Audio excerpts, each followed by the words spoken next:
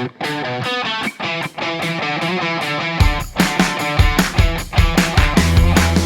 today's podcast, I am joined by professional racing bettor Lee Keys. Welcome to the pod, Lee. It's great to have you on. How are you doing? Very well, thank you. It's good to be here, Peter. Thank you. Yeah, well, we just been talking about the winner that you just had in the 6 o'clock at Newcastle. There's always something going on, isn't there? So, and I believe it won. So that your bet won. So that's great. But I want to talk about your professional racing betting life. It's something that must come with a fair few challenges. Let's get stuck into that then straight off. Do you want to first introduce yourself and talk me through what it is you do in the racing world on a day-to-day basis? Sure. Well, my name's Lee Keys. I bet for a living, and I've bet for a living since I was 23 years old, which will be, 1996. And I'm still in the precarious position of needing to do this every day to pay the bills, so to speak. Yeah. And I also run a service that, obviously, the betting man. Everything's going good. That's great. That's 25 years by my maths. That's You've seen a lot of changes in that time, and no doubt we'll get into that. But how much? So is betting on racing your full-time job, full-time income generator? Yeah, for sure.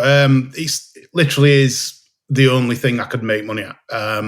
Sports betting really is difficult. It's a low margin game, sports betting. So horse racing. Bit of background about myself. I started being interested in racing when I was 15 years old, and I had a good grounding because I became an on-course bookmakers clerk and tic-tac in the old days.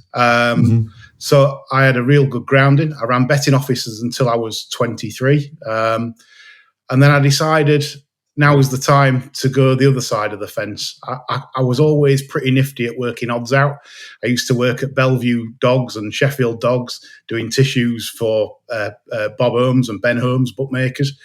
And I had a very good grounding from them. They taught me a lot. And I felt, well, if you're odds compiling and you're doing their tissues, why aren't you sort of doing this for yourself? You don't have to give them your work. You can do this. So yeah, it was a brave decision at them because Betfair wasn't around, and it was, like I say, about the mid to late 90s when it happened. And that's why I'm here today. So there we go. So what made you want to become a punter rather than a bookmaker? Because you never see a bookie on a bike, as the old phrase goes. You never see a poor bookmaker, although they do protest a fair bit about the days when all the favourites come in. But what made it? What appealed to you from this side of the fence? It's a good question, that. I don't know, because obviously if bookmakers' bets were healthy over round, back in the day it was a good business to be in because we were at a period before Betfair, so they had the market to themselves. But I just felt that I like the romance side of it. Reading Phil Bull. I like the ability to be able to work for myself, to be able to work the prices out and beat them. That was the big adrenaline for me. Some people get their adrenaline from other things. I got my adrenaline from beating the bookmakers back in the day. Yeah, well, I can certainly understand the appeal from my own perspective as well. So you obviously you went to Bellevue Dogs. I've been to Bellevue Dogs, but now you're focused on racing. What was it about racing? Was it the fact you loved the sport so much, or was it the fact that you could just, you can make a profit from it and there's so much racing every day to bet upon? I think that's it. I had a real love for the sport. Really enjoyed the sport. I enjoyed the workings out of it all. You got the skullduggery on one side of the fence, and then you've got the statistical analysis on the other.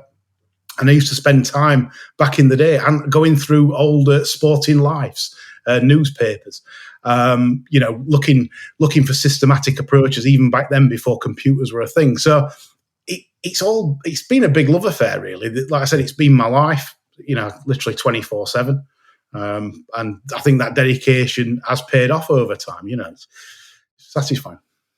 Yeah, of course. And obviously you'll be able to generate an income from racing. And we're going to probably talk about some of the challenges of betting on racing. But when it began, I presume it was a little bit easier to get your bets down, and you spent less time getting your bets on than maybe, and you could, enable you to do form study or other things of interest rather than these days. But talk me through those early days. How did you get your bets on, and how easy, in comparison to today's modern betting world, was it? Well, the early days, the attitudes were so different. In fact, my old boss, Bob Holmes, he used to state regularly to me on a daily basis, punters can't make it pay. He was adamant. He's not seen a punter that's made it pay. And I used to disagree with him about it. I said this game can be beaten, even at severe overrounds. You can beat it. And in the old days, I used to get on a bus into Sheffield, and in the centre square there used to be Fitzallen Square, and that's where it all used to happen. There was 4 betting shops. There was Coral, Hills, Ladbrokes. It might be Mecca, the other one, or Stanley. I can't remember. And I used to take cash down, like get on the bus, take cash down, and I used to go in each shop in the morning, get my bets on, and literally I knew all the staff by names. It was just I was a common face. And that's how it worked. It was easy. You could get. I mean, I'm just trying to think of the amounts. If I wanted a big bet for me back then in the mid-90s would have been between £400 and £600. I'd have no problem in the 4 shops getting the £400 to £600. So, yeah, things have changed now. Then, so, and then you obviously you moved. I believe you until more recently you were, and we'll get into that now. I suppose you were using Betfair. Because that's obviously when people say they're restricted by bookmakers. Well, use Betfair, and you were doing that. But do you want to talk me through, why your use of Betfair and what's happened subsequent to that? Yeah. So obviously, Flutter came along in 2001, and I'd heard about it in 2002, and then it got to around the 2003 time, and then I became an active Betfair user, and it started to grow this exchange product. It was kind of weird. You were betting against other people rather than the bookmaker, and you were paying a commission for that privilege to do that. And it was an absolute revelation. Obviously, people's figures that had been doing the game, like myself and a few other professionals around that time, their figures would rocket. The performance figures would absolutely go through the roof. And it was just such a fantastic time to be a punter. And it literally went on from there. It's a little different now. But yeah, I mean, that's how it started. And obviously it's been Betfair ever since, until sort of recent times, which I'm still on Betfair, hanging on by a thread, but there we go. Yeah. So what is it that, are you willing to talk about what's happened with Betfair, or, yeah, sure. Don't need to burn any bridges. No. I've been fairly open about it on social media. And I criticised them, vehemently for what they'd done. So the start of this year, to explain to if punters sort of aren't aware yet, bookmakers have brought in an affordability check, which basically checks that you can afford your betting in a responsible way, and you can place bets without putting any financial pressures on yourself. Sounds very responsible and very noble. However, after a while this spring, several professional punters I know had fallen foul of the affordability checks and didn't want to produce documentation. I had several people writing to me with problems about being able to access the Betfair accounts. Betfair were closing the accounts, wanting documentation. So I was like thinking, this is bad. Then it happened to me. And so I thought, wow. So I decided, I didn't want to, but I produced the documentation. And I didn't hear anything for 2.5 weeks after producing several bits of documentation to prove obviously my wealth.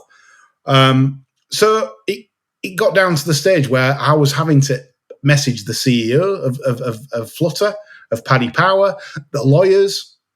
I was saying, what the hell is going off here? This is just scandalous. I'm an active Betfair user. There's no problems. And then it took another 4 days, and I did finally hear back from someone, and they did reinstate me. I was surprised because I'd nearly given up. But yeah, it's quite a shocking time, Joe. Yeah, I've heard it from a few other people like yourself who had that issue, almost where they're asking for source of wealth when the source of wealth is you're betting on Betfair. So it's very difficult to prove that.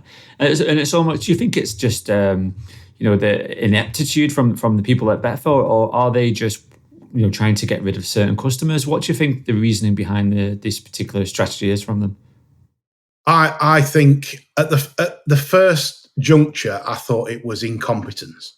I thought it was this is just clearly incompetence. However, as time went by, I felt it was more sinister. And the first time I thought it was more sinister was when professional punters that were more better than me, if you like, they were getting caught up in the web. And I thought, this really doesn't sit right with me. And so I started to ask questions and ask around. And I've got a few MP friends as well. And basically, what it looks like since that they are getting rid of the successful to average punters to keep hold of their casino players. That is quite apparent since. And I know so because I've been in dialogue with several people that have self-excluded from their casinos, and they've told me their practices, obviously I'm not going to say it in public that, but so I know for a fact something underhand's going off. You always have to remember, bookmakers, if they don't like something, they will squeal to the parliament. They'll get lobbying parliament. They will squealing, dragging the legs. They have made no noise here. They were squealing at the FOBT reduction in bets, if you remember, in the shops. They were squealing, this will kill the industry. This will kill many jobs and shops and lives, and they were squealing. However, ask yourself the question: why are they not squealing at affordability checks and single customer view? Well, that's a really good point. And that's, so the next topic is single customer view. For those people who aren't familiar with single customer view, it's a proposal that's been put forward whereby bookmakers can view, in one go, your performance, your deposits, potentially your profit and loss across every single bookmaker that is registered in the United Kingdom. And this has been put forward as a solution to, people with problem gambling. But it does, and the suspicion is that clearly it's also there to, so they can keep tabs on people like yourselves and other people who are shrewd bettors, because with that information they can make more informed decisions about the bets they wish to take and the customers they wish to have. Is that your opinion as well, Leah? I'd be interested in your take. I am certain, having spoken to self-excluded gamblers, that this is what they're doing. It makes no sense to let bookmakers, who I call them foxes in charge of the hen house, to make these decisions about people's data and lives. For example, if say you have a bet with Paddy Power, and they could randomly decide, right, we're going to have you. We think you're a problem gambler. That data is then shared with every single other bookmaker, including Betfair, Exchange, everyone, right across the board. And simultaneously, no one then will take a bet off you ever. It's finished. That's how serious. And I think a lot of betting punters really need to take this on board, how dangerous this could be going forwards. We've got a complicit gambling body, Gamreg on Twitter. They are, for me, complicit in all this because they've got one aim, and that is to reduce gambling harm.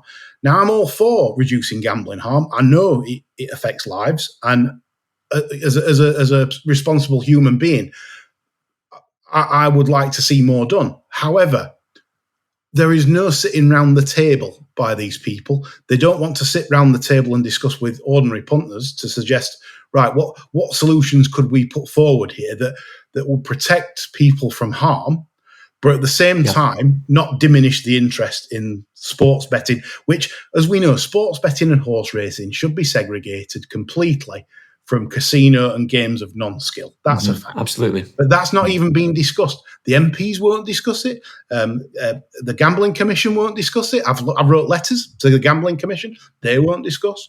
And yet we're still here now approaching single customer view trials. They're going to be starting trials soon to see how effective this is, without no veto from any organisation whatsoever. Very worrying times. It is indeed, and I've been reading a book by Aaron Rogan. It's called Punters. It's about Paddy Power and how it became the behemoth that is Paddy Power Betfair. And it talks about how bonuses are paid out on profits, and the profits originate from punters' losses. There is no incentive, and there's been no bonuses, structure, or whatever to help problem gambling. That's the way the bookmakers have been structured, and that's the way they've got so big, is because they've encouraged, they squeeze both ends. They squeeze the winning punters like yourself, and they squeeze the losing punters to get out as much as possible out. And you talk about the Gambling Commission there and their role in all of this, and they've come under fire from many quarters for things like the football index debacle. What's your thoughts on the Gambling Commission? Do you some question if they're fit for purpose in the modern day betting world? I certainly don't think they're fit for purpose. I think a letter of mine took 34 days to answer.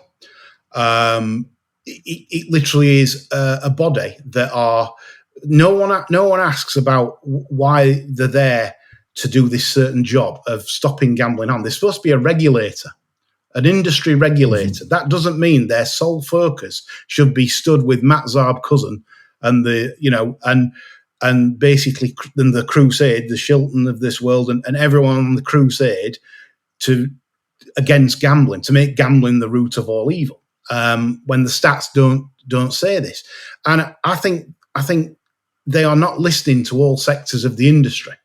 If they were, we'd all get a seat at the table or a voice to be able to tell them what will happen if they bring in single customer view. Will the bookmakers be responsible about this and get rid of problem gamblers? I think you know as well as I know, Peter, that if someone's losing quite nicely on their casinos, that punter will be protected and not and let go. But and in return, there'll be another pawn that bets on sports and horse racing. Not necessarily a big winner, but somebody that they could afford to just toss aside and use in the stats to present to the government and say, look what we've done. Look at the problem gamblers we've sorted out, and we're helping. And they're not helping, and they won't help, because it's all about their shareholders and profit. It's big business, and this is where we need some help. And punters really need to write to their MPs about this and take it seriously, because it will affect the game going forward. Yeah, it's very true, and that's why we earlier this year we led with a survey and a petition about segregating gambling in terms of the casino style betting and actual skilled sports betting. And we wanted the voices to be listened to, because also feels like a bit of it could bring in single customer view and no doubt have the impact you're talking about, but also it could create a whole swathe of new problems when you force people to find other ways to bet. And that's segues us quite nicely onto some of the ways that you're betting these days. As I understand, you're betting offshore, you're betting, if you like, what do you call it, the grey market, the black market. You're betting in ways which aren't regulated. Are you willing to talk about that a little bit, Lee? So sure, yeah, absolutely. Yeah, sure. I mean, at the moment, I use what you call WhatsApp bookies, if you like, where I get on through various guises. These people, I don't even ask if they're licensed. I just go on recommendations that have been recommended to me. So they're building up their client base.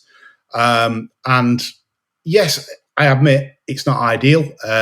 It takes a while sometimes to get paid, but I have been paid on certain bets, etc.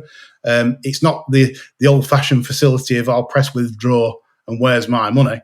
You might have to wait a few weeks, maybe a month or so, to get paid.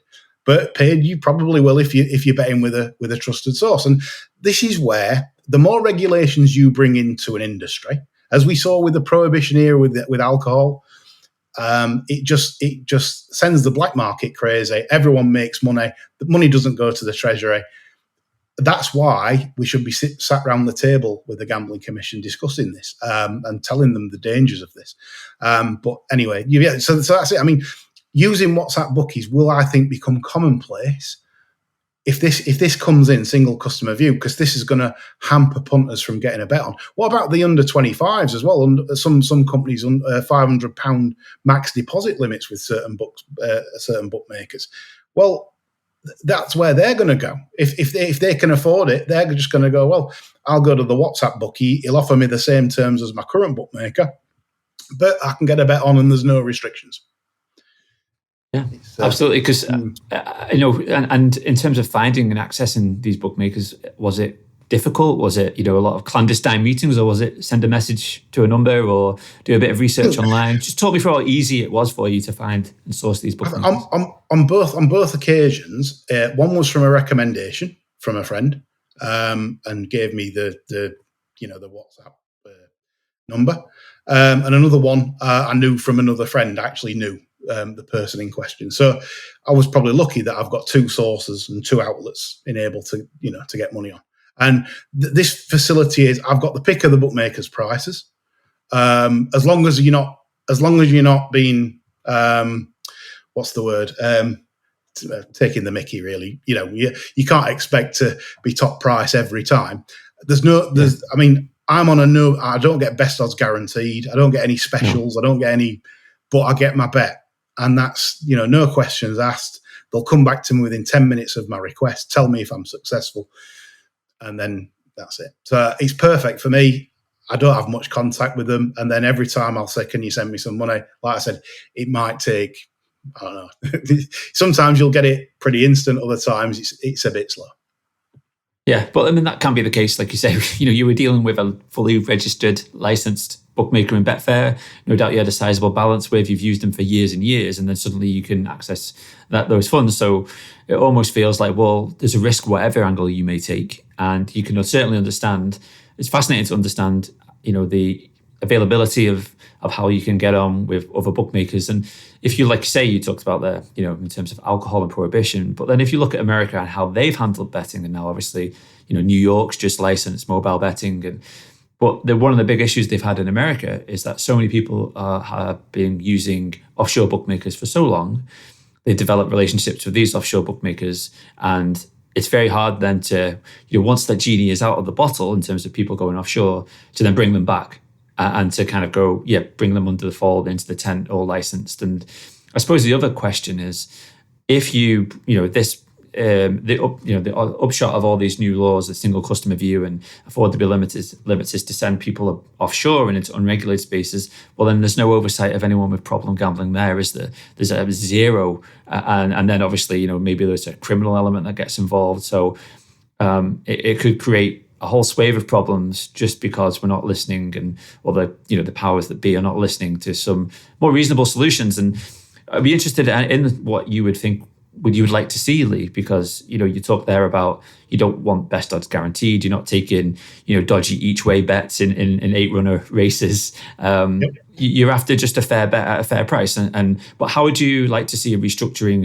In terms of not just racing but betting in the UK? I'd love to see an Australian model in certain states for starters, where bookmakers, and if bookmakers want to price up later, then that's fine, but they must later lose a minimum, like in Australia, of $2,000, for a particular horse. You can't operate a business. I mean, it's like selling the dream, isn't it? As a bookmaker, you want them to sell the dream that you can win. Otherwise, what's the point? Everyone needs the dream where you can win money at gambling. That's the whole selling point, surely. And I think if you can't get a bet on a fair bet at a fair price, like I said, no bog, no offers, and that's what I'd like to see there first of all. For problem gambling, the problem gambling side, which has to be addressed, there is one idea that could work, which is, but you'd need the banks to be on side, and this is where you've got your banking app like Barclays, Santander, whatever, whoever you use. They could have an option in there for gambling transactions where you could set your. I know people say, well, you can do that on bookmakers' sites, but if you do it with your bank, that means you can't go to another bookmaker, because at the minute you could set a £500 limit with Paddy Power, and then they'll just go to somewhere else, and then going 3 or 4 times. They'll do 3 or 4 times what they're supposed to do. But if you set it at, say, £500, say for the month, and that's what you're comfortable with, that means that you can't just go then to other betting sites because your card will refuse because it's a gambling transaction. And then they don't have to see your data. They don't have to see, what you're worth, what you earn. They don't need. It's not like a mortgage. And then it solves the harm side of things, and then protects the game going forward. I think that's probably the most sensible solution I could come up with. But as I said, this is where everyone needs to sit down and possibly discuss that. Do you know, I think as well that in terms of the regulator, getting a regulator with teeth, because it's been very loose and very light, if at all, any regulation going on. There needs to be proper oversight. So one of the criticisms I've heard levelled at the Gambling Commission is that they don't have any experience of the industry, boots on the ground working for a bookmaker. they're a little bit naive potentially, and therefore they don't know what they're looking for when they're dealing with bookmakers that are maybe behaving poorly or who aren't taking problem gambling seriously. So actually a proper regulator with teeth would then actually go in and know and encourage and make sure that the correct behavior and the correct business plans are in place. And then if they're not, and they're not being enforced, to properly, we see fines, but the fines are like a pittance. It's like when FIFA fine, a foreign Eastern European football association for racist noises, and it's like £50,000. It's nothing in the grand scheme of things. And they really should be taking licenses, or they should be, criminal charges against the people at the top. And as soon as you start to do that, I dare say that you might find a lot more compliance across the bookmaking sector, because right now they're asking for trust and say, oh, a single customer view is going to change everything. But, well, we've trusted them for however many years now, and they've made such a mess. Can we really trust them further with this to make an even greater mess? That's my fear. Well, you make some interesting points. And what I would add to that, Peter, is that there was interesting comments from the CEO today of the Gambling Commission. And he stated that the recent Sky Bet Vegas controversy of sending free spins emails to self-excluded gamblers, he described it as, it's not a conspiracy, it's a cock-up, right? So basically, he was single-handedly, when they're not there, they're there to regulate. Now that's a breach, surely, of if proven. Obviously, we can't say it's for sure, but if proven, that's a breach of their regulations, and yet to hear the CEO just lightly say, "Oh, it was just a cock-up," and I can't take these people seriously right now. They're on serious money. The CEO himself, I think, is on $350,000 a year. And I'd like to know what these people do, because if they were serious about protecting gambling and reducing gambling harm, they'd be vetting every single case of affordability check cases individually. They would be going through them in that department, each individual case, to see what these bookmakers are up to. They wouldn't just be saying no, right, but then they won't. They'll never investigate. No, I didn't see that comment, but it strikes me a bit of an old boys club, slap on the back and an envelope here or there. I'm not saying there's bribery, but it's all very convenient, isn't it? I think that's what we're saying. It's very convenient. It's a cock up, and no one's going to get just a slap across the wrists, and we'll keep on as we are, and everything's tickety boo. It's got that kind of don't rock the boat approach to it. So I'm as sick as you are, Lee. But hopefully that with some organisations, I know you've been quoted in the Racing Post. There was an article about that, and you talked about that issue there. Maybe if more outlets like that, I know there's the Horse Racing Bettors Forum, and there's been other voices that I try to get behind this. Maybe even the horse racing industry, because they can foresee the issues that this can create. Will actually make sure, at least if it's not such a drastic change, that we can. It's not going to force everybody to bet offshore, or going to limit people to small amounts, especially serious punters like you and I, or even just average punters, just to create a solution to fix this problem. But the one question I did have actually that I hadn't resolved in my mind is shop betting. How that would factor into this, Lee, before we move on to other topics. Do you know where actual in-person betting within a shop, that really, because a lot of that is in cash. So where does that fall under, this remit of problem gambling and single customer view? Exactly. I mean, it's impossible to police unless you have photographs of people that I have no idea how you would. I mean, if you would solve shop gambling, I don't know. It's a very difficult subject, which is why, again, we'd all need to sit round to discuss solutions. As for personal shop betting, I haven't done it since about 2013 when I owned a horse called Boy the Bell, and he was 4-1 favourite for a handicap. And I went into a Ladbrokes because I was running late. Literally, they were nearly going in the stalls. I asked for £1,000 win at 4-1, and the manager said you could have £50 at SP. I mean, I said, well, they're going in the stalls anyway. I mean, and so I had the £50 at 4-1, and it got beat. So I mean, there you go. I've not bothered, because I've heard of stories of people going in betting shops, and literally, if you back anything, if you're a stranger and you want anything to win over like 100 £200, anything like that. They just look at you gone out and they won't lay you the bet. So I can't be bothered doing that either. No, fair enough. And who can blame you? You know, I know some people do bet in shops, and they do it. They have certain strategies to do so. But yeah, you can't go in necessarily and take, you know, a big bet on a horse, especially if you're not known, or especially if you've not got a reputation as being a losing bettor, or, you know, the kind of person that is often in shops and is known to them. So yes, it's. I mean, London's ideal. Yeah, London's ideal because if you're doing the shops, if you live in London, that's good because, you know, you've got plenty of shops to do. However, in York at the moment, they're shutting them rather than opening any more.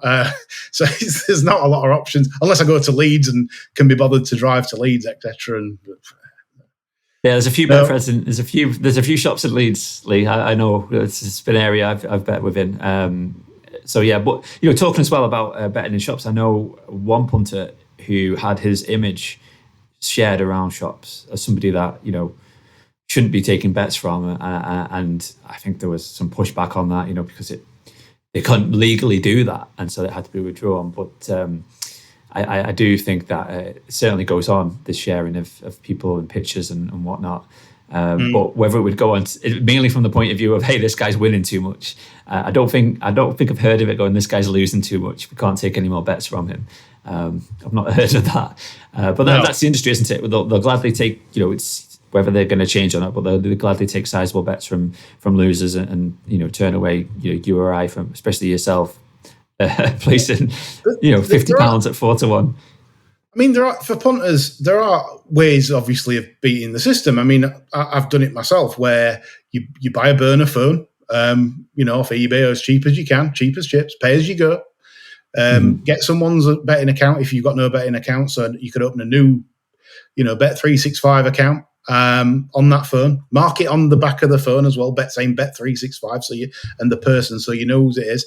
Don't log in on Wi-Fi. Just do it from an internet connection, and place your bets that way. That can be done still, but it's very time consuming. What I tend to do now is I have got a couple of accounts I'm working on. I'm nurturing these betting accounts now. It's all about beating the algorithms.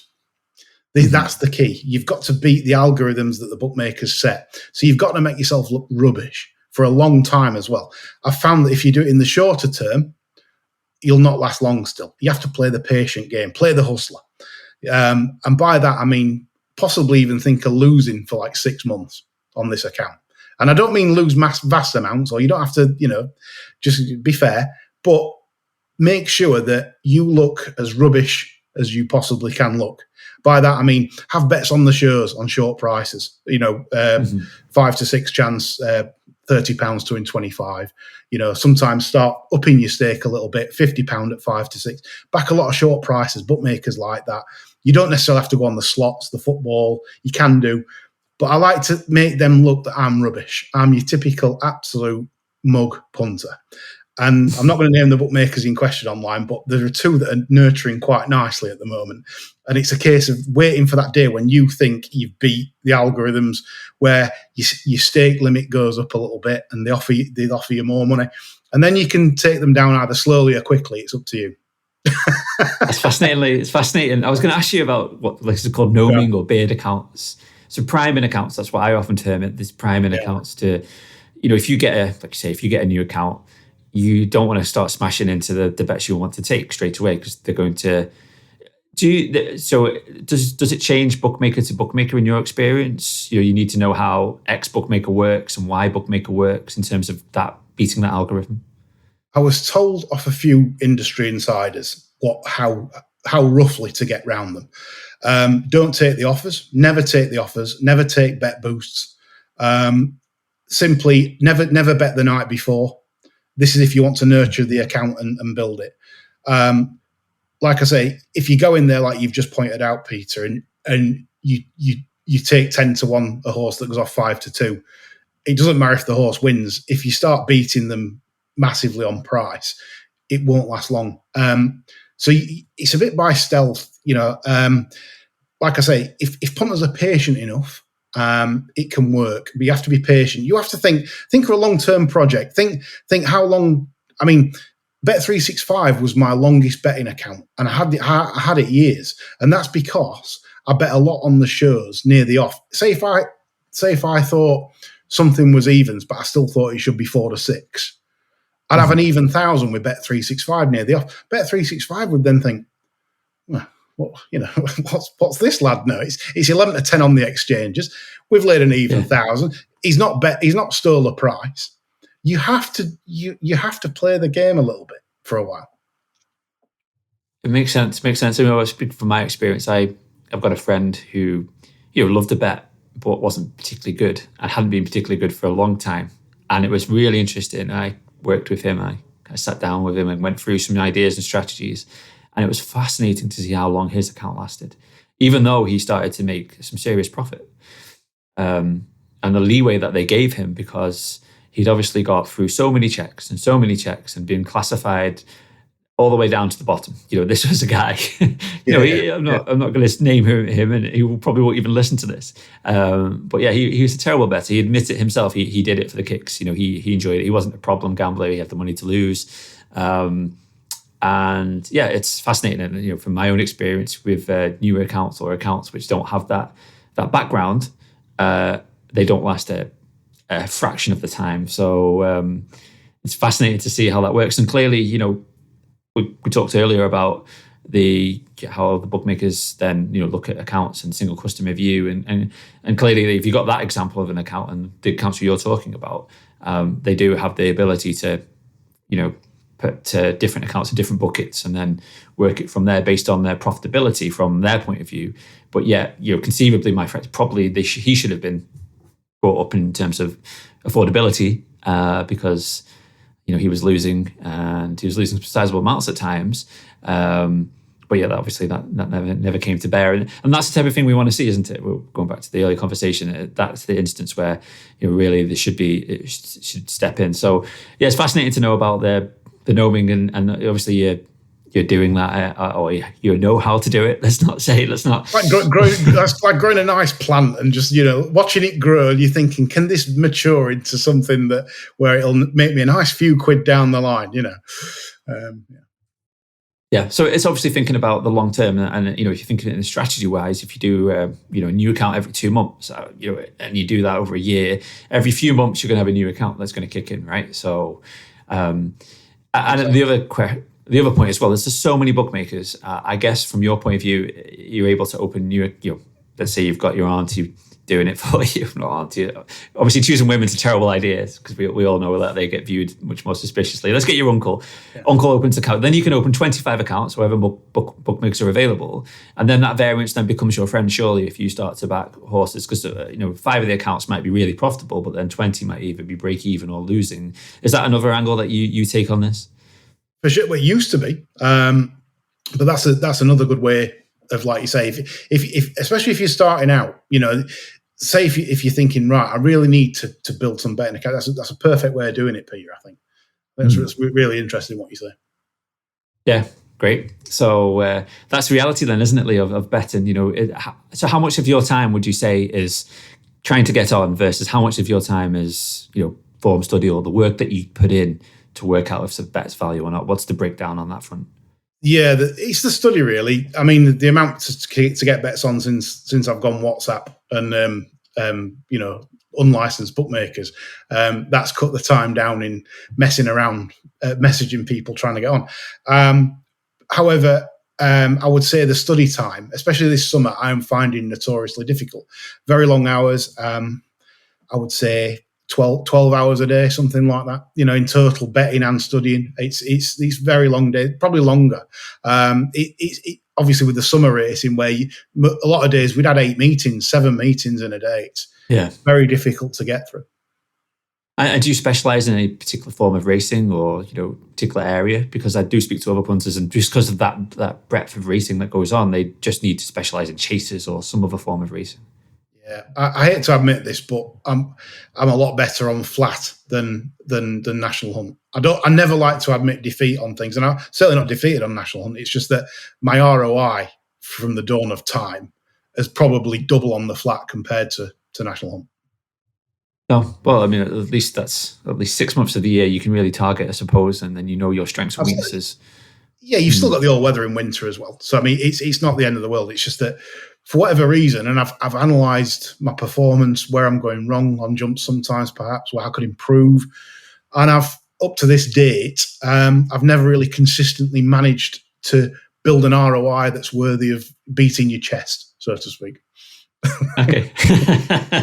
Chest beating ROIs, that's what we're all about here.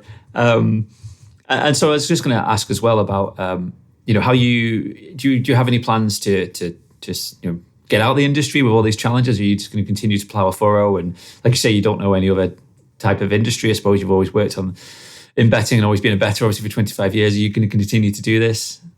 I think so. Unlike some of my other colleagues, they're probably wealthier than me as well.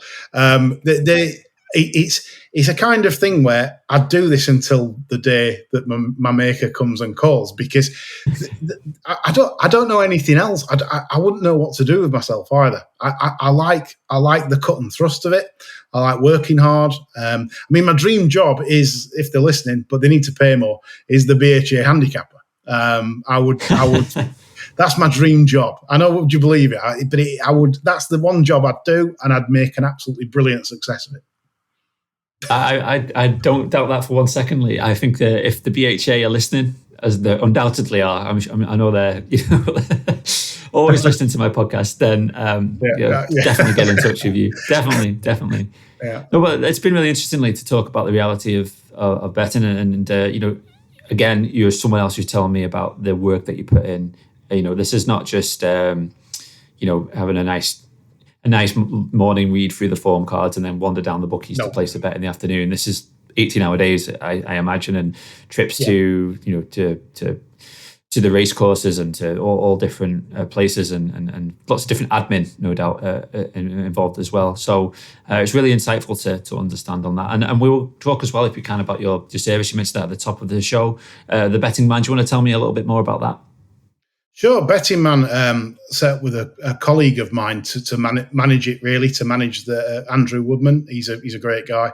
And he basically said, you ought to start an advisory service. So I did. And, we've been proofing to yourselves, SBC, Smart Betting Club, who does a fantastic job. We've got some tremendous tipsters. And yeah, it's been going okay. Could be better, but as always, we found a lot of our problem is with customers not able to get on in the morning, say at 9 a.m. Ideally, if you were a Betting Man subscriber, you would have enough accounts to be able to get on, say at 9 o'clock in the morning on the day of the race. And if you haven't, then it does make things a little difficult. So that's the problem we've had. Not the fact that some of our punters don't like the service. It's just that some of them have actually stopped betting and have given it up. So, yeah, it's a challenge for so many parts of the industry when it comes to this issue.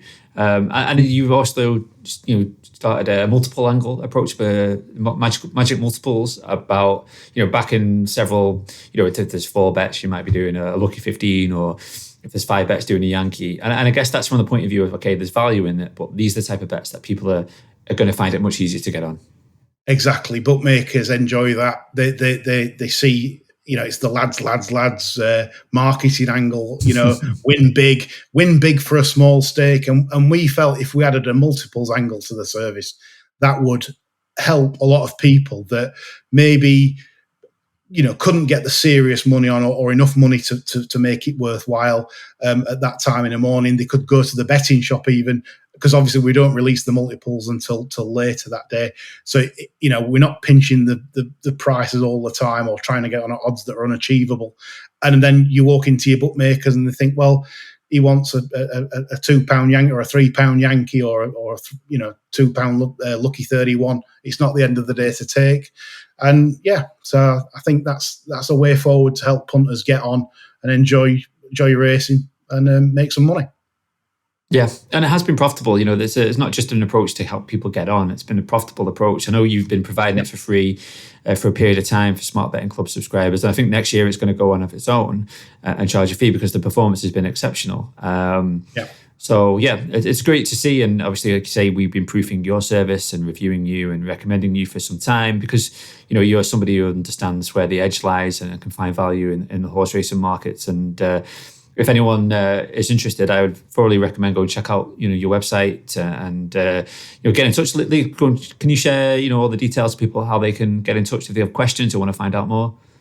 Sure, it's bettingman.uk. So it's that's the website address, the bettingman.uk, and you can find out details through Smart Betting Club. But Andrew Woodman or myself will help you with any queries or concerns you might have going forwards, getting on, etc. We'll help you as much as we can. Great. Yeah, well, I'll also slide in all those details and links in the show notes for this particular episode. And yeah, I once again encourage people to go check it out. Lee, you've been a really insightful guest. I've learned a lot. I didn't know anything about some of the topics we talked about today in terms of offshore bookmakers, and I think it's going to be a really interesting listen. Let's send it to BHA to get you your dream job. That's hopefully the people at the Gambling Commission will listen, and maybe not the guys at Bet365. They can zone out. Brilliant. All right, Lee. Well, thank you ever so much for sharing your insight once again. And thank you so much, and we'll speak to you soon. Welcome. Thanks, Peter. Cheers.